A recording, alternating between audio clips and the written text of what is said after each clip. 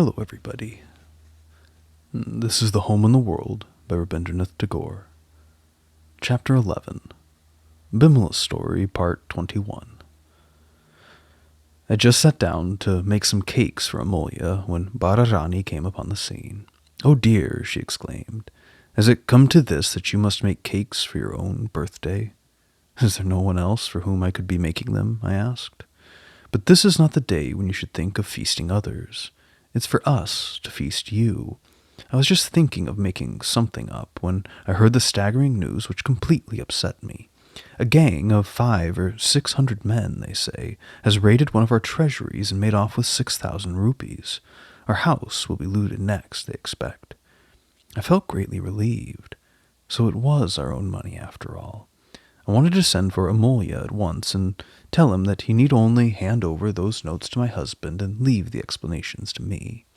"You are a wonderful creature," my sister-in-law broke out at the change in my countenance.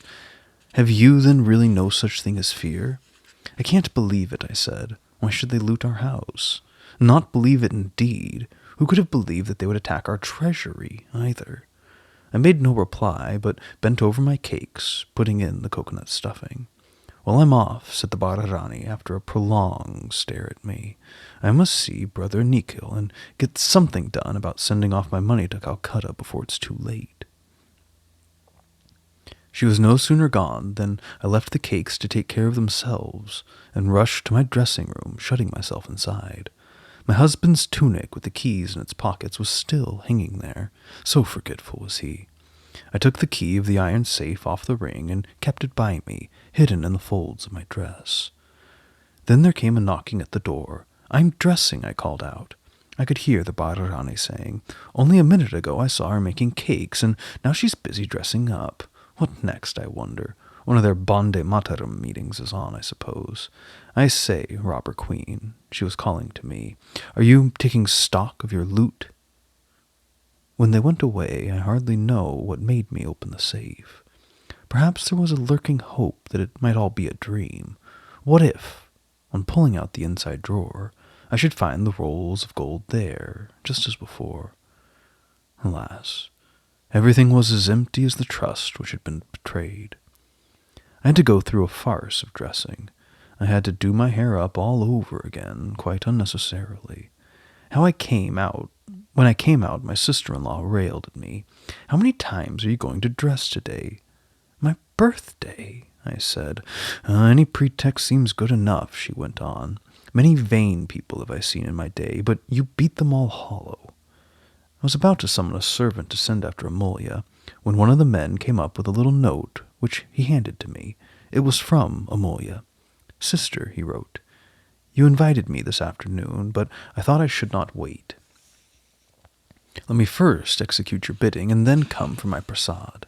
I may be a little late." To whom could he be going to return that money? Into what fresh entanglement was the poor boy rushing? Miserable woman, you can only send him off like an arrow, but not recall him if you miss your aim. I should have declared at once that I was at the bottom of this robbery, but women live on the trust of their surroundings. This is their whole world.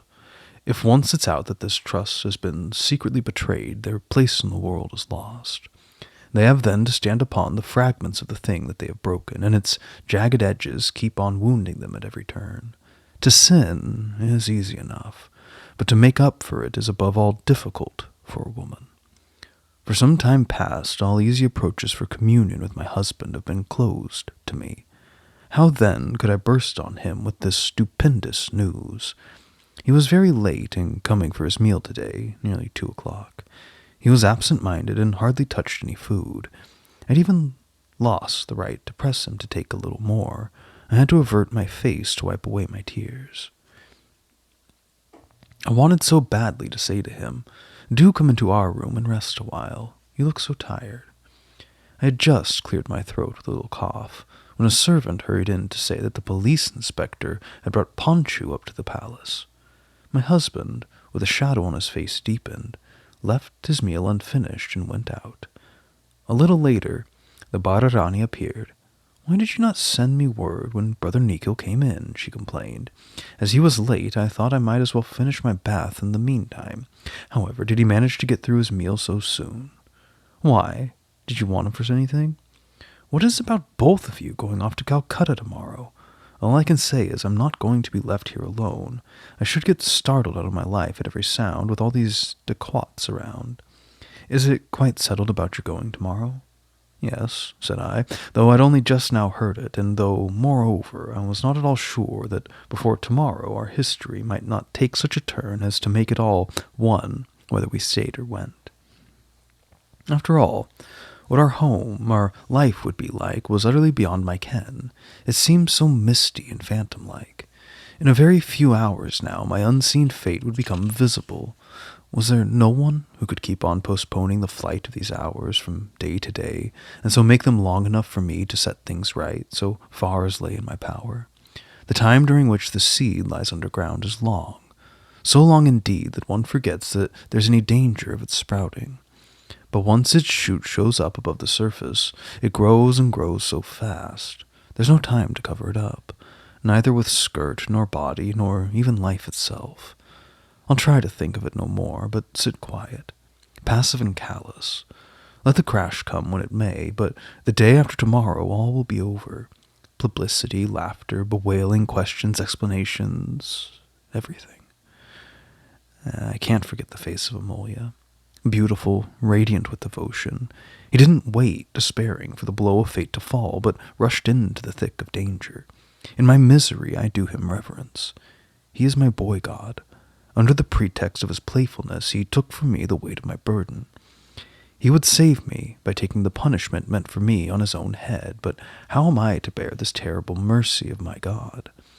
Oh, my child, I do you reverence. Little brother mine, I do you reverence. Pure are you, beautiful are you. I do you reverence. May you come to my arms in the next birth as my own child.